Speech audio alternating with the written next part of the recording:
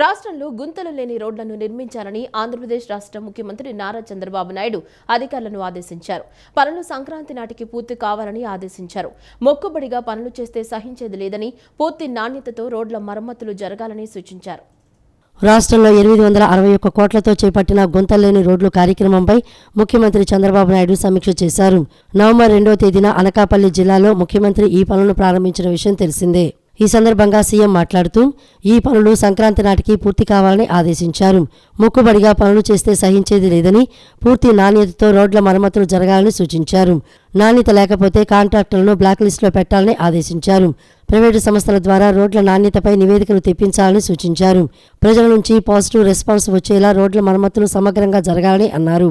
20 రోజులుగా రాష్ట్ర వ్యాప్తంగా రోడ్లపై గుంతలు పూడ్చి బాగు చేసే పనులు జరుగుతున్నాయని పేర్కొన్నారు. సమీక్షలో ఈ పనుల పురోగతిని అధికారులు ముఖ్యమంత్రికి వివరించారు.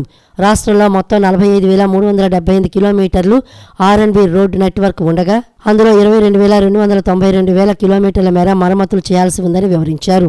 రాష్ట్ర ప్రభుత్వం మంజూరు చేసిన 861 కోట్లతో ముమ్మరంగా మరమ్మతులు చేస్తున్నామని అధికారులు వివరించారు.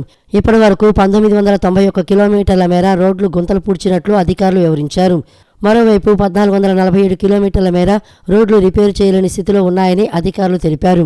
వీటి స్థానంలో పూర్తిగా కొత్త రోడ్లు నిర్మించాల్సి ఉందని, వీటికి 581 కోట్లు ఖర్చవుతుందని అధికారులు తెలపగా ఆ నిధులు కూడా రానున్న రోజుల్లో మంజూరు చేస్తామని సీఎం తెలిపారు. 23,521 కిలోమీటర్లలో జంగిల్ క్లియరెన్స్ చేయాల్సి ఉందని, వీటికి 33 కోట్లు ఖర్చవుతుందని, ఈ పనులు కూడా రానున్న రోజుల్లో చేపడతామని అధికారులు తెలిపారు.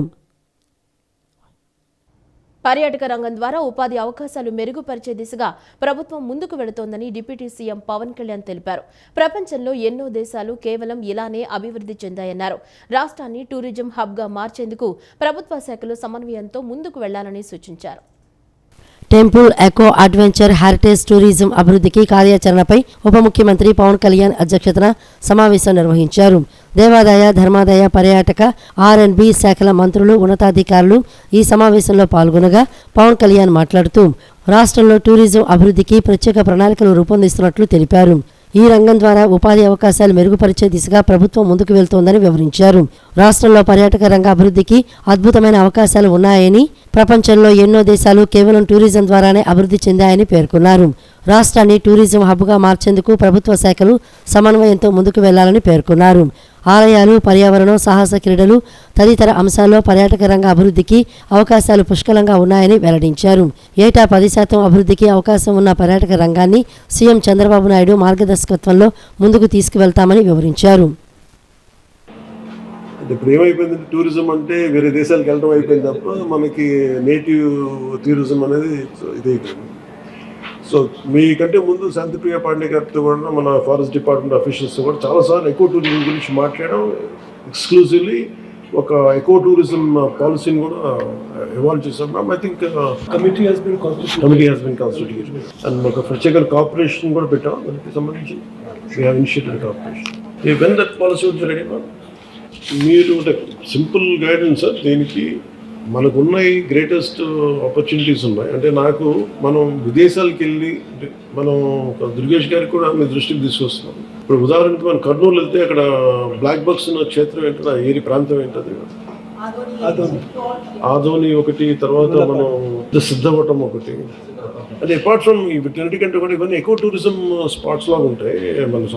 అడ్వెంచర్ టూరిజం లాగా. అంటే మనకి ఫెంటాస్టిక్, మనకి టెంపుల్స్ కానీ, తర్వాత ఎకో టూరిజం సైట్స్ కానీ, ఇవన్నీ అంటే మెయిన్ మనం దృష్టిలో ఏం పెట్టుకోవాలంటే మీరు ఫిలిమ్స్ని చాలా పాపులర్ చేయాలి. బిగినింగ్లో న్యూజిలాండ్ ఒకటి, ఇప్పుడు ఈ మధ్యన యుక్రెయిన్ కానీ, ఇవన్నీ ఏంటి అంటే ఫిలిమ్స్ మనం చాలా ఈజీగా ప్రమోట్ చేయొచ్చు. అంటే ఇప్పుడు న్యూజిలాండ్ ఏమన్నదంటే ఈవెన్ మన మధ్య సింగపూర్లో కూడా if you promote one film that will become your pamphlet. మనం ఖర్చు పెట్టి తక్కువ వద్దేను, మనకి వచ్చే మైలేజ్ ఎక్కువ ఉంది. అందుకని మీరు ఫిలిం ఫ్రెండ్లీ కనుక కొన్ని అంటే చాలా క్లాసిక్ లొకేషన్స్ అని నేను చాలాసార్లు అనిపించేది, we used to go to out of countries. మనకి లోకల్ ఎంప్లాయ్మెంట్కి కానీ దీనికి కానీ మీరు దీంట్లో ఒక్కటి ఇంక్లూడ్ చేయాల్సింది ఫిల్మ్ ఫ్రెండ్లీ అప్రోచ్ కనుక పెడితే లొకేషన్స్ అన్ని కూడా మన దగ్గర చాలా బాగున్నాయి. మీరు అది కనుక పెడితే ఇవన్నీ కూడా they become our family. Town ప్లానింగ్లో సమూల మార్పులు చేయడానికి వేసిన కమిటీల రిపోర్టులు సీఎం చంద్రబాబుకు అందించామని మంత్రి నారాయణ తెలిపారు. 7 టీంలు 10 రాష్ట్రాల్లో తిరిగి అక్కడి లేఅవుట్, బిల్డింగ్ అనుమతులు స్టడీ చేశారన్నారు. 15 మీటర్లు లేదా 5 అంతస్తులు ఇల్లు కట్టే వారికి అనుమతుల్లో మార్పులు చేశామని తెలిపారు. లైసెన్స్డ్ సర్వేయర్లు వాళ్ల ప్లాన్లు ఆన్లైన్లో పంపించి ఫీజు కడితే అనుమతి ఇచ్చినట్లే భావించబడుతుందన్నారు. ఒకవేళ ప్లాన్ డీవియేషన్లు వస్తే ఆ సర్వేయర్ లైసెన్స్ రద్దవుతుందని హెచ్చరించారు. రాష్ట్రంలో టౌన్ ప్లానింగ్ వ్యవస్థలో పారదర్శకత తీసుకువచ్చేలా వివిధ సంస్కరణల అమలుకు నిర్ణయం తీసుకున్నామని ముఖ్యమంత్రి చంద్రబాబు ఈ సంస్కరణను ఆమోదించారని రాష్ట్ర పురపాలక శాఖ మంత్రి నారాయణ తెలిపారు. 15 మీటర్ల కంటే ఎత్తైన భవనాలకు సంబంధించి లైసెన్స్ ఉన్న సర్వేయర్లు రుసుం చెల్లించి ఆన్లైన్లో పెడితే అనుమతి ఇచ్చినట్లేనని చెప్పారు. ఆన్లైన్లో అప్లోడ్ చేసిన ప్లాన్లో ఎక్కడైనా అవకతవకలు ఉన్నట్లు తేలితే సదరు సర్వేయర్ లైసెన్స్ రద్దుతో పాటు క్రిమినల్ కేసులు పెట్టేలా చట్ట సవరణ చేస్తున్నామని అన్నారు. ఈ విధానం హర్యానా, ఢిల్లీ, గుజరాత్, కర్ణాటక రాష్ట్రాల్లో అమలు చేస్తున్నట్లు చెప్పారు. పురపాలక శాఖలోని టౌన్ ప్లాన్ అంశాలపై సీఎం చంద్రబాబు అధ్యక్షతన జరిగిన సమీక్షలో తీసుకున్న నిర్ణయాలను మంత్రి నారాయణ వివరించారు. లేఅవుట్లలో ప్లాన్ అప్రూవల్ కోసం ఇకపై నెలల తరబడి వేచి ఉండకుండా సింగిల్ విండో విధానం తీసుకువస్తున్నామన్నారు. రెవెన్యూ, జలవనరులు, అగ్నిమాపక, మైనింగ్, ఎయిర్పోర్ట్ అథారిటీ, రైల్వే ఇలా అన్ని విభాగాల సర్వేయర్లను సమన్వయం చేసి పురపాలక శాఖ ద్వారా అనుమతులు ఇవ్వాలని నిర్ణయం తీసుకున్నామన్నారు. లైసెన్స్డ్ సర్వేయర్స్ ఎవరైతే ఉన్నారో వాళ్ళు వాళ్ళ ప్లాన్ని యాక్చువల్గా ఆన్లైన్లో పెట్టి పేమెంట్ కడితే అది డీమ్డ్ అప్రూవల్. ఇంకా మళ్ళీ ఫర్దర్గా అప్రూవల్ అవసరం లేదు. లైసెన్స్డ్ సర్వేయర్స్ వాళ్ళ యొక్క అప్రూవల్తో ఆన్లైన్లో సబ్మిట్ చేసి పేమెంట్ కడితే అది డీమ్డ్. ఇంకా మళ్ళీ మున్సిపల్ శాఖ వాళ్ళు ఏం పర్మిషన్ ఇవ్వరు. అయితే దానికి ఒక టాస్క్ ఫోర్స్ ఉంటుంది. ఆ టాస్క్ ఫోర్స్ వాళ్ళు యాక్చువల్గా వెరిఫై చేసుకుంటుంటారు రెగ్యులర్గా. ఫౌండేషన్ వేసిన తర్వాత ఆ ఫౌండేషన్ యొక్క ఫోటోలతో మళ్ళీ మున్సిపల్ శాఖకి సబ్మిట్ చేయాలి. టౌన్ ప్లానింగ్ వాళ్ళు ఎవరు లైసెన్స్డ్ సర్వేయర్స్ వాళ్ళే సబ్మిట్ చేయాలి. అందులో డీవియేషన్ ఏదైనా కానీ వస్తే కన్స్ట్రక్షన్లో ఆ లైసెన్స్డ్ సర్వేయర్ యొక్క లైసెన్స్ పర్మనెంట్గా క్యాన్సిల్ చేస్తారు, క్రిమినల్ కేసులు పెడతారు. ఈ 2 క్లాజెస్తో 15 మీటర్లు అంటే దాదాపు 5 అంతస్తులు కట్టుకునే అపార్ట్మెంట్ వాళ్ళందరికీ కూడా ఇబ్బంది లేకుండా చేసేదానికి యాక్చువల్గా ఈరోజు ముఖ్యమంత్రి గారు దాన్ని అనుమతి ఇచ్చాడు. ఇది కొన్ని రాష్ట్రాల్లో ఉంది. హర్యానా, ఢిల్లీ, గుజరాత్ ఈ రాష్ట్రాల్లో 15 మీటర్లు ఉంది. ఒరిస్సా, మహారాష్ట్రలో 10 మీటర్స్ ఉంది. కర్ణాటకలో ఇలాంటి ప్రొవిజన్. సో మనం కూడా 15 మీటర్ల వరకు ఇవ్వడం జరిగింది. ఇది మేజర్. బిల్డింగ్ అప్రూవల్ కావాలంటే ఈ సర్టిఫికేట్లు అన్నింటి కోసం అన్ని డిపార్ట్మెంట్ తిరగకుండా మున్సిపల్ పోర్టల్ ఏదైతే ఉందో దాంట్లో అప్లోడ్ చేస్తే ఆటోమేటిక్గా వచ్చే సిస్టమ్ని తీసుకొస్తున్నాం.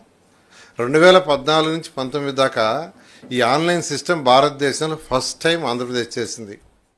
యువతీ యువకులు సోషల్ మీడియాలో మంచిని మాత్రమే అనుసరించాలని మంత్రి కొలుసు పార్థసారథి విద్యార్థులకు సూచించారు. తాను వ్యక్తిగతంగా సోషల్ మీడియా ఫాలో కానని, చాలా మంది ప్రముఖులు కూడా సోషల్ మీడియాను ఫాలో అవ్వరని చెప్పారు. విద్యార్థులు సామాజిక మాధ్యమాలను ఉపయోగించి వివిధ అంశాలపై అవగాహన పెంపొందించుకోవచ్చని, మంచి కోసం సోషల్ మీడియాలోని సమాచారాన్ని వాడుకోవచ్చన్నారు. యువతీ యువకులు సోషల్ మీడియాలో ఉన్న చెడు వైపు వెళ్లకుండా మంచిని అనుసరిస్తూ తమ జీవితాలను సన్మార్గంలో తీర్చిదిద్దుకోవాలని సమాచార, పౌర సంబంధాలు మరియు గృహ నిర్మాణ శాఖ మంత్రి కొలుసు పార్థసారథి తెలిపారు. ఎస్ఆర్ఆర్ మరియు సివిఆర్ ప్రభుత్వ డిగ్రీ కళాశాలలో ఏర్పాటు చేసిన సోషల్ మీడియా దుర్వినియోగం మరియు బాధ్యులు కావడంపై అవగాహన కల్పించడం, సైబర్ బెదిరింపు మరియు వాటి ప్రభావంపై అవగాహనపై ఏర్పాటు చేసిన వర్క్షాప్కు సమాచార, పౌర సంబంధాలు మరియు గృహ నిర్మాణ శాఖల మంత్రి కొలుసు పార్థసారథి ముఖ్య అతిథిగా పాల్గొన్నారు. ఈ సందర్భంగా మంత్రి మాట్లాడుతూ సోషల్ మీడియా దుర్వినియోగంపై యువతలో అవగాహన కల్పించాలని అన్నారు. ఒక్కోసారి తనకే వ్యక్తిగత స్మార్ట్ ఫోన్ తీసి పారేయాలనిపిస్తుందని తెలిపారు. దీనివల్ల మానవ సంబంధాలు చాలా దెబ్బతింటున్నాయని అన్నారు. గతంలో కుటుంబం అంతా కలిసి ఎంతో ఆనందంగా గడిపేవాళ్లమని, ఇప్పుడు ఎవరి రూముల్లో వారు స్మార్ట్ ఫోన్తో ఉండటానికి ఇష్టపడుతున్నారని అన్నారు. అంతేకాకుండా మానవ సంబంధాలు బలహీనపడుతున్నాయని తెలిపారు. తప్పు చేస్తాం మనం. తప్పు చేసినా దాన్ని ప్రాణం మీదకి తెచ్చుకోవద్దు, లేదా కుటుంబ సమస్యగా తీసుకురావద్దు. తప్పు చేసి ఇక నుంచి తప్పు చేయకోకుండా ఉన్నాడు. కానీ తప్పు చేశాం కాబట్టి దాంట్లో డిప్రెషన్కి లోనైపోయి మీరు నష్టపోవద్దు, జీవితం నష్టపోవద్దు అని చెప్పేసి మనం చేస్తాను నేను. సో ఇటువంటి సమస్యలన్నీ ఉన్నాయి. నాకంటే కూడా ముందు అసలు నాకు సోషల్ మీడియా గురించి తెలియదు. ఎప్పుడు కూడా నేను సోషల్ మీడియా చూడను. ఎందుకంటే మా మీద చాలా పోస్టులు వస్తూ ఉంటాయి. అది చూసిన కానీ నేను లేదా రోజు ఇంట్లో కూర్చొని ఏడవాలి నేను. అందుకని అసలు సోషల్ మీడియానే చూడను నేను. నేను ఏదైనా ఫోన్ వాడితే చాట్ జీపీటీ ఒక్కటే వాడతా. ఎప్పుడన్నా అసెంబ్లీలో స్పీచ్ ఇవ్వాలన్నా, లేకపోతే ఏదైనా పబ్లిక్ స్పాట్స్లో స్పీచ్ ఇవ్వాలన్నా, ఏదైనా కొత్త విషయం అయితే పొలిటికల్ విషయం కాకుండా ఏదైనా సబ్జెక్ట్ మీద మాట్లాడంటే ఆ సబ్జెక్ట్ గురించి కావాల్సిన ఇన్ఫర్మేషన్ని తీసుకుంటానికి తప్పితే నేను ఇంకా దేనికి నా ఫోన్ వాడను. ఈ సైబర్ క్రైమ్స్ యువకుల్ని ఈ సోషల్ మీడియా ద్వారా తప్పు మార్గాల్లో పెట్టడానికి చాలా ప్రయత్నాలు జరుగుతున్న పరిస్థితుల్లో మా ఐఎన్పిఆర్ శాఖ నుంచి ఒక ఆలోచన చేశాం.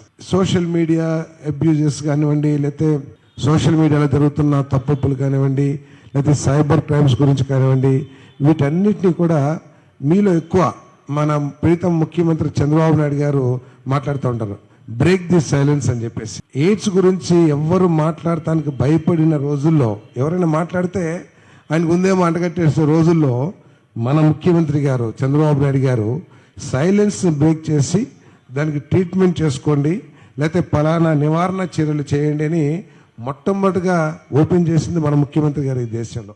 దిగ్గజ వ్యాపారవేత్తగా ఆదాని మన దేశం పరువు ప్రపంచం ముంగిట తీస్తే మాజీ ముఖ్యమంత్రి జగన్మోహన్ రెడ్డి ఆంధ్ర రాష్ట్ర ప్రజల పరువును తీశారని ఏపీ కాంగ్రెస్ అధ్యక్షురాలు వైఎస్ షర్మిల ధ్వజమెత్తారు. విద్యుత్ కొనుగోళ్ల ఒప్పందంలో గౌతమ్ ఆదాని నుంచి 1750 కోట్ల ముడుపులు అందుకున్న జగన్పై రాష్ట్ర ప్రభుత్వం వెంటనే సీబీఐతో లేదా సిట్టింగ్ జడ్జితో విచారణ జరిపించాలని డిమాండ్ చేశారు. ముఖ్యమంత్రి నారా చంద్రబాబు నాయుడికి వైఎస్ షర్మిల బహిరంగ లేఖ రాశారు. అదానీతో జగన్మోహన్ రెడ్డి చేసుకున్న విద్యుత్ కొనుగోళ్ల ఒప్పందం తక్షణం రద్దు చేయాలని కోరారు. అక్రమ ఒప్పందంతో 25 ఏళ్ల పాటు ఆంధ్ర రాష్ట్ర ప్రజలపై పడే భారం 1,50,000 కోట్ల రూపాయలు. కాబట్టి వెంటనే డీల్ రద్దు చేయాలని డిమాండ్ చేశారు. విద్యుత్ కొనుగోళ్ల ఒప్పందంలో గౌతమ్ అదానీ నుంచి 1750 కోట్లు ముడుపులు అందుకున్న జగన్పై రాష్ట్ర ప్రభుత్వం వెంటనే సీబీఐతో లేదా సిట్టింగ్ జడ్జితో విచారణ జరిపించాలని డిమాండ్ చేశారు. విద్యుత్ కొనుగోళ్ల విషయంలో లంచాలు తీసుకున్నట్లు ఇప్పటికే అమెరికాకు చెందిన దర్యాప్తు సంస్థలు నిరూపించాయని వైఎస్ షర్మిల గుర్తు చేశారు. స్కీముల కోసం స్కాములకు పాల్పడ్డట్లు ఆధారాలు సైతం చూపించాయని చెప్పారు. అదానికి చెందిన గ్రీన్ ఎనర్జీ కంపెనీతో 2021లో వైసీపీ ప్రభుత్వం చేసుకున్న ఒప్పందం ద్వారా స్వయంగా అప్పటి ముఖ్యమంత్రి జగన్మోహన్ రెడ్డి అండ్ కోకి 1750 కోట్లు నేరుగా లంచాలు ముట్టినట్లు అమెరికా కోర్టులో తీవ్ర అభియోగాలు మోపబడ్డాయని అన్నారు. దిగ్గజ వ్యాపారవేత్తగా అదానీ మన దేశం పరువు ప్రపంచం ముంగిట తీస్తే మాజీ ముఖ్యమంత్రి జగన్మోహన్ రెడ్డి ఆంధ్ర రాష్ట్ర ప్రజల పరువును తీశారని ధ్వజమెత్తారు. ఇటువంటి ఒప్పందాలపై విచారణ చేయాలని సీఎం చంద్రబాబును డిమాండ్ చేశారు. జగన్ అవినీతి కారణంగా ప్రజలపై పడిన భారాల ఒప్పందాలను పూర్తిగా రద్దు చేయాల్సిందేనని వైఎస్ షర్మిల కోరారు. ఏపీ విద్యుత్ శాఖకు ముఖ్యమంత్రి నారా చంద్రబాబు నాయుడు కీలక ఆదేశాలు జారీ చేశారు. 2025 నాటికి ప్రభుత్వ కార్యాలయాలు, భవనాలపై సౌర విద్యుత్ ఉత్పత్తి కోసం ఫలకాలను అమర్చనున్నట్లు సీఎం చంద్రబాబు తెలిపారు. సౌర విద్యుత్ ఉత్పత్తి చేయడంతో పాటు 25 ఏళ్ల పాటు కర్బన ఉద్గారాలు తగ్గించే అవకాశం ఉందని, ప్రతి ఏడాది 3.41 లక్షల మెట్రిక్ టన్నుల చొప్పున 25 ఏళ్లలో 85.25 లక్షల మెట్రిక్ టన్నుల కర్బన ఉద్గారాలు తగ్గించవచ్చని సీఎం చంద్రబాబు తెలిపారు. ఏపీ విద్యుత్ శాఖకు ముఖ్యమంత్రి నారా చంద్రబాబు నాయుడు కీలక ఆదేశాలు జారీ చేశారు. విద్యుత్ శాఖపై వెలగపూడి సచివాలయంలో నిన్న ముఖ్యమంత్రి సమీక్ష సమావేశం నిర్వహించారు. రాష్ట్రంలో సౌర విద్యుత్తుకు ప్రోత్సాహంలో భాగంగా చేపట్టిన సోలరైజేషన్ కార్యక్రమంపై ముఖ్యమంత్రి చంద్రబాబు కీలక సూచనలు చేశారు. పీఎం సూర్యఘర్ ప్రభుత్వ కార్యాలయాల్లో సోలార్ విద్యుత్ పరికరాల ఏర్పాటుపై చర్చించారు. ఎస్సీ, ఎస్టీ గృహాలకు సోలార్ విద్యుత్ సౌకర్యం ఏర్పాటుపై సమీక్ష చేశారు. కుసుమ పథకం, సోలార్ విలేజ్ కాన్సెప్టుపై మాట్లాడారు. 100% సోలార్ విద్యుత్ కార్యక్రమానికి కుప్పం నియోజకవర్గాన్ని పైలట్ ప్రాజెక్టుగా ఏపీ ప్రభుత్వం తీసుకుందని సీఎం చంద్రబాబు గుర్తు చేశారు. మోడీ చేతుల మీదుగా ఎన్టీపీసీ ద్వారా national grid energy limited hydrogen hub నిర్మాణానికి ఫౌండేషన్ వేయనున్నట్లు తెలిపారు. ఎన్టీపీసీ ద్వారా national green energy limited hydrogen hub నిర్మాణానికి ఫౌండేషన్ స్టోన్ వేసే కార్యక్రమం ఏర్పాట్లపైన సీఎం చంద్రబాబు చర్చించారు. సోలార్ పవర్ కంప్రెసర్డ్ బయోగ్యాస్ పై ఈ రివ్యూలో సీఎం చంద్రబాబు మంత్రులు అధికారులతో మాట్లాడారు. 2025 నాటికి ప్రభుత్వ కార్యాలయాలు, భవనాలపై సౌర విద్యుత్ ఉత్పత్తి కోసం పలకాలను అమర్చనున్నట్లు సీఎం చంద్రబాబు తెలిపారు. సౌర విద్యుత్ ఉత్పత్తి చేయడంతో పాటు 25 ఏళ్ల పాటు కర్బన ఉద్గారాలు తగ్గించే అవకాశం ఉందని ఆయన పేర్కొన్నారు. ప్రతి ఏడాది 3.41 లక్షల మెట్రిక్ టన్నుల చొప్పున 25 ఏళ్ల పాటు 85.25 లక్షల మెట్రిక్ టన్నుల కర్బన ఉద్గారాలు తగ్గించవచ్చని సీఎం చంద్రబాబు తెలియజేశారు. ప్రజా దర్బార్తో కష్టాల్లో ఉన్న ప్రజలకు స్వాంతన లభిస్తోంది. వివిధ సమస్యలపై తనని కలవడానికి ఉండవల్లిలోని సీఎం నివాసం వద్దకు వస్తున్న ప్రజలకు యువనేత మంత్రి నారా లోకేష్ మీ కష్టాలు తీరుస్తా, అండగా ఉంటా అంటూ భరోసా ఇస్తున్నారు. ప్రజల సమస్యలను సావధానంగా వింటున్న యువనేత వారందరికీ మనోధైర్యాన్ని ఇస్తూ అండగా ఉంటానని మంత్రి నారా లోకేష్ భరోసా ఇస్తున్నారు. మంగళగిరి నియోజకవర్గ ప్రజల కోసం మంగళగిరి ఎమ్మెల్యే ఐటీ శాఖ మంత్రి నారా లోకేష్ నిర్వహిస్తున్న ప్రజా దర్బార్కు ప్రజల నుంచి అనూహ్య స్పందన లభిస్తోంది. రోజురోజుకి ఆదరణ పెరుగుతోంది. నియోజకవర్గంలోని వివిధ ప్రాంతాల నుంచి ప్రజలు ఉండవల్లిలోని నివాసానికి చేరుకుని మంత్రి లోకేష్కు తమ సమస్యలను విన్నవిస్తున్నారు. చిన్న సమస్య నుంచి పెద్ద సమస్య వరకు ప్రతి ఒక్కరి నుంచి ఓపికగా వింటున్నారు. తన పరిధిలో ఉన్న సమస్యలను వెంటనే లోకేష్ పరిష్కరిస్తున్నారు. పరిష్కారం కాని సమస్యలను సంబంధిత విభాగాల అధికారులకు పంపి పరిష్కార మార్గం చూపుతున్నారు. తన వద్దకు వచ్చిన ప్రజల కష్టాలు వింటూ కన్నీళ్లు తుడుస్తూ మీ వెంట నేనున్నానంటూ ప్రజా దర్బార్లో లోకేష్ భరోసా ఇస్తున్నారు. మంత్రి నారా లోకేష్ తన నియోజకవర్గంలో ప్రజా దర్బార్లో వేకువజాము నుంచే వినతులను స్వీకరిస్తున్నారు. నియోజకవర్గ ప్రజలు తమ సమస్యలు చెప్పుకునేందుకు వీలుగా ఈ కార్యక్రమాన్ని ఏర్పాటు చేశారు. మాజీ మంత్రి అంబటి రాంబాబు సోదరుడికి చెందిన హైరైజ్ అపార్ట్మెంట్స్ నిర్వాహకులపై పొన్నూరు ఎమ్మెల్యే ధూళ్లిపాళ్ల నరేంద్ర కాలుష్య నియంత్రణ మండలికి ఫిర్యాదు చేశారు. పర్యావరణం సహా అనేక నిబంధనల ఉల్లంఘనలపై చర్యలు తీసుకోవాలని అధికారులను ఆయన కోరారు. ఫీల్డ్ తనిఖీలు లేకుండా కళ్లు మూసుకుని ఐపీఎస్ అధికారి సంజయ్, మాదిరెడ్డి ప్రతాప్ ఇద్దరు ఎన్ఓసీలు ఇచ్చారని, నిబంధనలు ఉల్లంఘించినందున చట్టపరమైన చర్యలు తీసుకోవాలని కోరినట్లు తెలిపారు. బజరంగు జూటు మిల్లు ప్రాంగణంలో నిబంధనలకు విరుద్ధంగా గుంటూరులో నిర్మిస్తున్న హైరేజ్ అపార్ట్మెంట్స్ పై ఎమ్మెల్యే ధూళిపాల నరేంద్ర ఫిర్యాదు చేశారు. విజయవాడలోని ఏపీ పొల్యూషన్ కంట్రోల్ బోర్డుకు కార్యాలయానికి వచ్చి ఫిర్యాదు చేశారు. ఈ సందర్భంగా ధూళిపాల నరేంద్ర మాట్లాడుతూ గుంటూరులో హైరేజ్ అపార్ట్మెంట్స్ పై చట్టపరమైన ఉల్లంఘనలు చేసిన వైనాన్ని పీసీబీకి వివరించారని అన్నారు. అపార్ట్మెంట్ నిర్మాణంలో కండిషన్లు ఎలా ఉల్లంఘించారనే విషయాన్ని స్పష్టంగా తెలిపినట్లు చెప్పారు. పొల్యూషన్ బోర్డు నుంచి కన్సెప్ట్ తీసుకోకుండా భారీ ప్రాజెక్టును ప్రారంభించారని తెలిపారు. ఉల్లంఘనలు జరిగితే ఈసీని రద్దు చేసే అధికారం పీసీబీకి ఉంటుందన్నారు. కండిషన్లు ఉల్లంఘించి ఎలాంటి అనుమతులు లేకుండా గుంటూరులో గ్రీన్ గ్రేస్ అపార్ట్మెంట్ నిర్మించారని ఆరోపించారు. రైల్వే, వాటర్, ఫైర్ నిబంధనలకు విరుద్ధంగా అనుమతులు లేకుండా భారీ అపార్ట్మెంట్ నిర్మించినట్లు చెప్పారు. చట్టపరమైన తీవ్ర ఉల్లంఘనలు చేసినందున అపార్ట్మెంట్ యాజమాన్యంపై చర్యలు తీసుకోవాలని కోరినట్లు చెప్పారు. ముఖ్యంగా ఆ ప్రాజెక్ట్ ఏదైతే ఆదిత్య ఇన్ఫ్రా ప్రాజెక్ట్ అనేవాళ్ళు మొదలుపెట్టినప్పుడు ఎన్విరాన్మెంటల్ క్లియరెన్స్ అనేది ఏదైతే ఇచ్చారో దానిలో పేర్కొన్న కండిషన్స్ ఏవైతే ఉన్నాయో ఆ కండిషన్స్ని ఏ విధంగా ఉల్లంఘించారు అనేది మేము బోర్డు ముందు స్పష్టం చేయటం జరిగింది. ఎందుకంటే ఎన్విరాన్మెంటల్ క్లియరెన్స్ తర్వాత ఎవరైనా ప్రాజెక్టు మొదలు పెట్టాలి అంటే పొల్యూషన్ బోర్డు నుంచి కన్సెంట్ ఆఫ్ ఎస్టాబ్లిష్మెంట్ తీసుకోవడం అనేది తప్పనిసరి. కన్సెంట్ ఆఫ్ ఎస్టాబ్లిష్మెంట్ తీసుకోకుండా ప్రాజెక్టు నిర్మాణం చేపట్టడం, అదేవిధంగా దానిలో ఏదైతే పీరియాడికల్ రిపోర్ట్స్ పొల్యూషన్ బోర్డుకి, గవర్నమెంట్ ఆఫ్ ఇండియాకి సబ్మిట్ చేయటం, అదేవిధంగా ప్రాజెక్టు స్కోప్ కనుక మారితే ఫ్రెష్గా పర్మిషన్ తీసుకోవాల్సిన అవసరం ఉంటుందనేది చెప్పటం, ఏదైనా వైలేషన్స్ ఉంటే ఈసీని క్యాన్సిల్ చేసే అధికారం కూడా ఉంది. అలాగే ఏదైతే ఎయిర్ వాటర్ పొల్యూషన్ యాక్ట్ ఏదైతే ఉందో, వాటర్ యాక్ట్లు ఉన్నాయో వాటి నియమ నిబంధనలు ఉల్లంఘించి green grace apartments Bajrang urban infra limited నిర్మాణాలు చేపట్టింది ఏ విధంగా వైలేషన్స్ చేసిందనేది బోర్డు ముందు, కమిటీ ముందు ఉంచడం జరిగింది.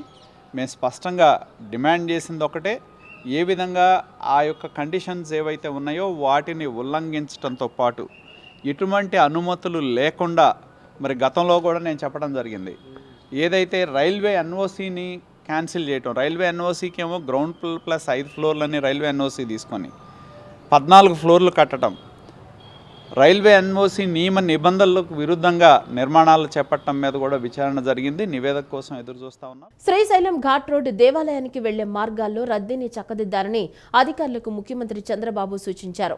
అలాగే ఈ ట్రాఫిక్ సమస్యలకు శాశ్వత పరిష్కారానికి సమగ్ర అధ్యయనం చేయాలని ఆదేశించారు.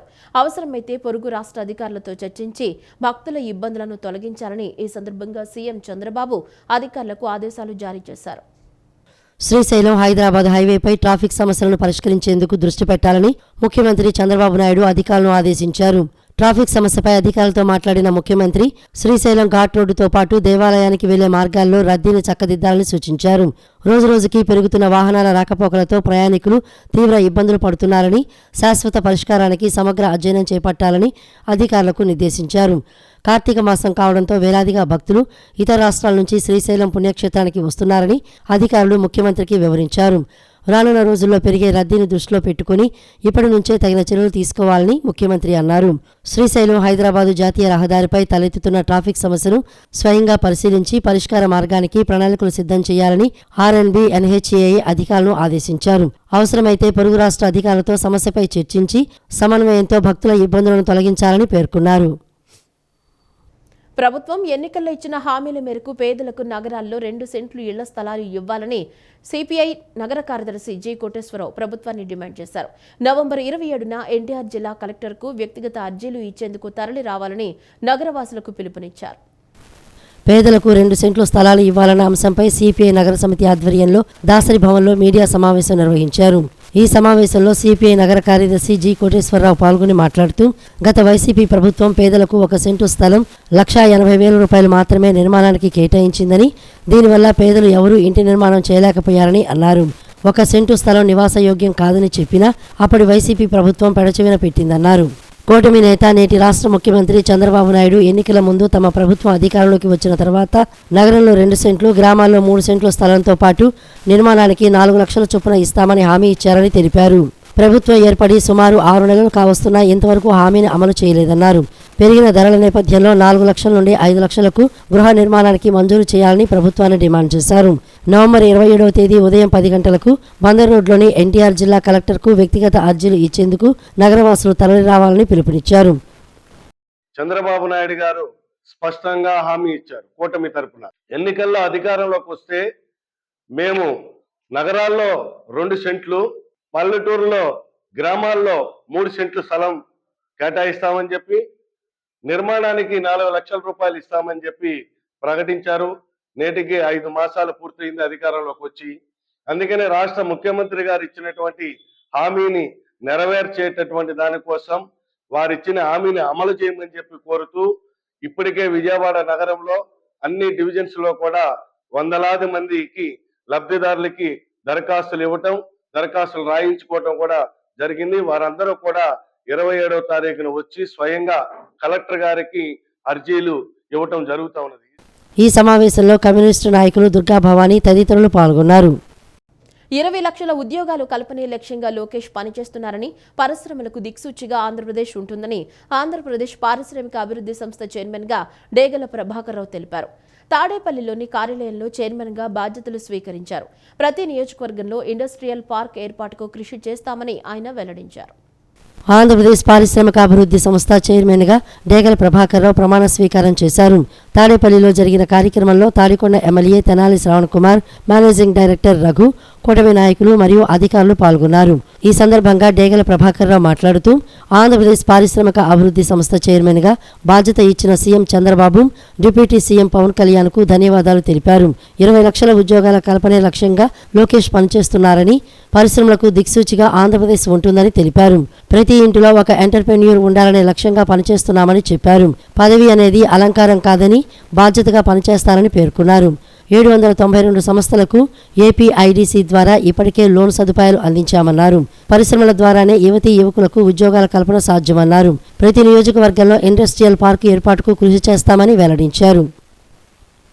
మేము ఏదైతే ఎంఎస్ఎంఈ కానీ, ఏపీఐడిసి కానీ, ఏపీఎఫ్సి కానీ అందరం కూడా కలిసి ఈ ఇండస్ట్రియల్ డెవలప్మెంట్కి అనేక రకాలుగా కృషి చేస్తాము.